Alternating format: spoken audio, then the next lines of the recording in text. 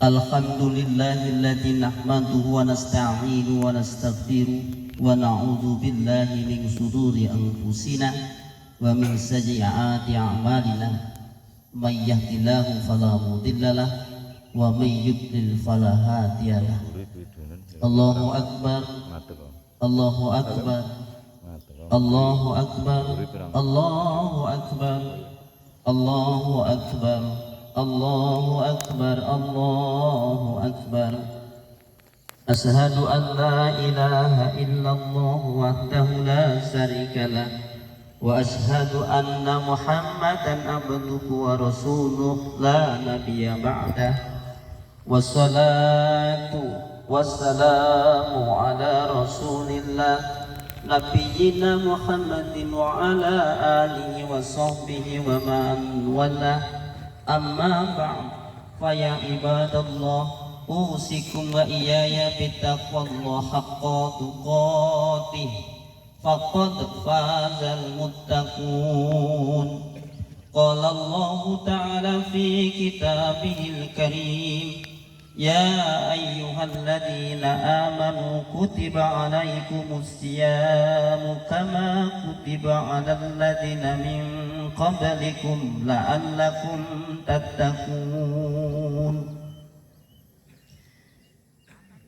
Alhamdulillah, segala puji hanya bagi Allah yang telah memberi kesempatan kepada kita semua untuk berjumpa di hari raya sebagai hadiah ungkapan sukacita setelah dipertemukan dengan wajibnya rukun menunaikan sebulan ibadah puasa.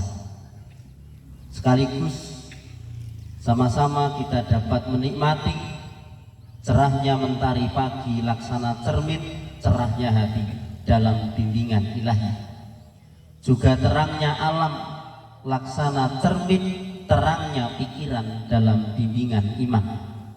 Ya Rabbi, pagi ini kami bersyukur kepadamu atas segala takdir dan ketentuanmu yang pasti terbaik dalam kehidupan kami. Sholawat dan salam kami haturkan atas junjungan kami Nabiullah Muhammad sallallahu alaihi wasallam, Nabi yang menjadi tuntunan atas semua tata cara kehidupan, baik perkara ibadah maupun muamalah, adab-adab kesopanan, agar umat ini selamat dunia dan akhirat. Laqad kana lakum fi rasulillahi uswatun hasanah. Rasulullah sallallahu alaihi wasallam itu sudah dinobatkan menjadi tokoh untuk diikuti teladannya. Rasulullah tidak pernah berucap yang melukai hati saudaranya. Rasulullah tidak pernah memaki dan merendahkan musuh-musuhnya sekalipun, apalagi merendahkan muslim saudaranya. Rasulullah itu selalu minta masukan dan pertimbangan dari para sahabatnya. Beliau selalu menghindari fitnah dan tidak pernah mematahkan pendapat orang lain. Ma'asyiral muslimin, jamaah sholat id rahimakumullah. Inilah hikmah yang terkandung dari nilai-nilai setiap pemahaman dalam beragama. Ramadan banyak memberi pelajaran agung karena berlangsung sebulan dalam nuansa ibadah yang religi. Hari ini kita sholat untuk sama-sama sholat Idul Fitri. Di dalam sholat apapun di hadapan Allah itu yang dipertandingkan hanya ada dua. Yang pertama, as-sholata tanha 'anil fahsya'i wal munkar. Apakah sholatnya mampu mencegah perbuatan keji dan munkar?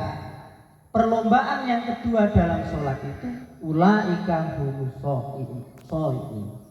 Maka kemudian mereka diberi kabar bahagia atas orang-orang yang khusyuk di dalam sholatnya.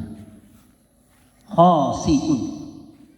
Pertimbangan sholat bukan kapan harinya, berapa jumlahnya, tetapi yang pertama, mampukah sholatnya mencegah perbuatan keji dan munkar, lesannya, ejekannya, makiannya, dan seterusnya. Yang kedua, Khusyukkah ia di dalam sholat? Dua orang yang khusyuk lebih bahagia di hadapan Allah dibanding 2000 orang yang tidak khusyuk.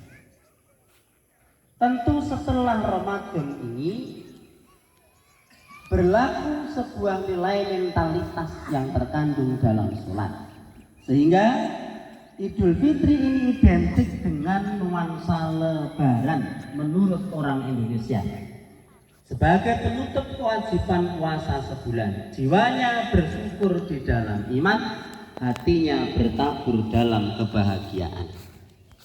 Tentu setelah Ramadan berlalu, kita akan terus menjalani rangkaian kehidupan yang memang sudah tertulis dalam lembaran-lembaran garis kehidupan. Setelah Ramadan, kita akan terus menjalani rangkaian kehidupan yang memang sudah tertulis dalam lembaran-lembaran garis kehidupan.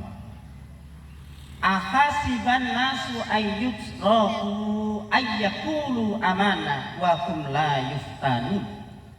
Apakah dikira manusia itu boleh sekedar mengatakan aku sudah beriman, wa hum la yuftanun, sedangkan mereka tidak diuji lagi oleh Tuhannya.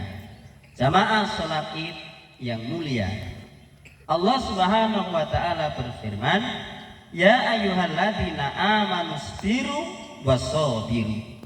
Wahai orang-orang yang beriman, bersabarlah kamu dan kuatkanlah kesabaranmu. Menjadi pribadi yang benar-benar sabar, ulet, tangguh dan istiqomah dari segala ujian. Diobong ora kobong, disiram ora teles. Hebatnya orang yang istiqomah menjalani ujian Allah. Ada kalanya manusia dihadapkan atas 3 perkara yang tidak pernah diharapkan kehadirannya: cobaan, peringatan, atau hukuman. Tentu ketiganya biasa dianggap musibah dalam pandangan manusia secara umum. Namun sebagai seorang muslim yang beriman, sebaiknya apapun musibah yang datang dari Allah kita maknai sebagai ujian. Sebab ujian itu adalah fitrah, keniscayaan, dan pasti ada. Maka itu berikan kabar gembira, wabasyiri shabirin. Beri kabar gembira kepada orang-orang yang sabar, yaitu bila menerima musibah yang mengucapkan inna lillahi wa inna ilaihi rajiun. Semua ini datang dari Allah dan pasti akan kembali kepada Allah. Ma'asyiral muslimin, begitulah kehidupan yang ternyata berbanding lurus dengan fitrahnya, ujian dan cobaan. Allahu Akbar. Sedangkan senjata yang paling ampuh untuk menghadapi itu semua hanya iman dan kesabaran. Percayalah, tidak akan terjadi saling bermusuhan, saling benci, saling bunuh, perampokan, bahkan mencari pesugihan selama mereka kuat imannya, kuat kesabarannya. Ya ayuhanas ta'inu bisabri wassalah innallaha ma'as sabirin. Wahai orang-orang yang beriman, jadikanlah sholat dan sabar sebagai penolong. Ya ayyuhalladzina amanu sta'inu bisabri wassalah innallaha ma'as sabirin. Sabar, sabar yang tiada batasnya. Urip ayem rumangsa aman, dunuming rasa tandha yen iman. Sabar narimo najan pas-pasan, kabeh tinakdir saking pangeran. Jamaah sholat Id yang dirahmati Allah, Idul Fitri hanyalah 1 hari tanda untuk berduka setelah akhir puasa. Itulah kenapa Idul Fitri tidak wajib bagi umat Islam, juga tidak termasuk rukun Islam. Segala sesuatu yang berkaitan dengan Idul Fitri mestinya tidak perlu dibesar-besarkan. Mari memandang Idul Fitri sebagaimana Rasulullah memandangnya, sederhana dan biasa-biasa saja. Sehebat-hebatnya sholat Idul Fitri tidak akan mampu mengalahkan sholat subuh atau sholat Jumat. Kebetulan hari kemarin itu tepat hari Jumat, dan lihatlah semua muslim di Indonesia serempak sholat Jumat. Kalau sholat Id beda waktu biasa, karena ini sunnah saja.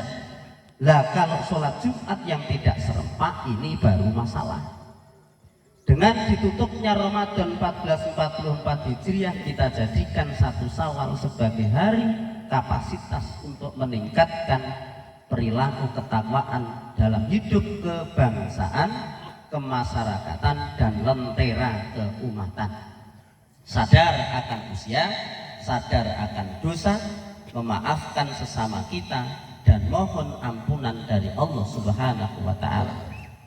Ma'asyiral muslimin, Allah berfirman dalam Quran surat Al-A'raf 31, Ya bani Adam khudu zinatakum inda kulli masjidin wa kulu wasrobu wa la tusrifu innahu la yuhibbul musrifun. Hai anak Adam, kemudian pakai pakaianlah yang indah, makan dan minumlah, dan jangan berlebih-lebihan. Sesungguhnya Allah tidak menyukai orang yang berlebihan. Wahai anak Adam, setelah kau cukupkan bilangan bagimu, makan minumlah, tapi jangan berlebih-lebihan. Sungguh Allah tidak menyukai orang yang berlebih-lebihan. Maka itu, ma'asyiral muslimin rahimakumullah, barang siapa yang ingin dibuatkan rumah di surga dan diangkat derajatnya, Rasulullah Shallallahu Alaihi Wasallam bersabda, "Fal ya'fu amman zolamah." Memaafkan orang yang sering mendolimi kita. Yang kedua, wa yu'ti man haramah. Memberi orang yang paling pelit kepada kita. Dan yang ketiga, wa zastaman qata'ah. Bersilaturahmilah kepada orang yang telah memutuskan hubungan dengan kita. 3 hal ini membuat orang diangkat derajatnya oleh Allah, dibangunkan mahligai surga yang tinggi bahkan. Maukah kalian dibuatkan rumah yang tinggi di surga dan diangkat derajatnya? Yang pertama, maafkanlah orang yang sering menzolimi kita, memaki kita, memfitnah kita. Yang kedua, sukalah kau memberi kepada orang yang paling pelit dengan kita. Dan yang ketiga, sambunglah silaturahmi kepada orang yang memutuskannya. Ma'asyiral muslimin rahimakumullah. Allahu akbar, Allahu akbar walillahil hamd. Kenapa Islam mengajarkan agar kita selalu memaafkan orang lain? Wal ya'fu wal yasfahu. Dan hendaklah kalian saling memaafkan dan berlapang dada. Inilah sifat utama kaum muslimin, saling memaafkan dan selalu berlapang dada. Karenanya kita hanya memohon kepada Allah, mudah-mudahan Ramadan ini kita menyelesaikannya ditutup dengan sholat Idul Fitri, dan berharap kepada Allah mampu berjumpa lagi dengan Ramadan yang akan datang. Taqabbalallahu minna wa minkum. Semoga Allah menerima amalan kita semua.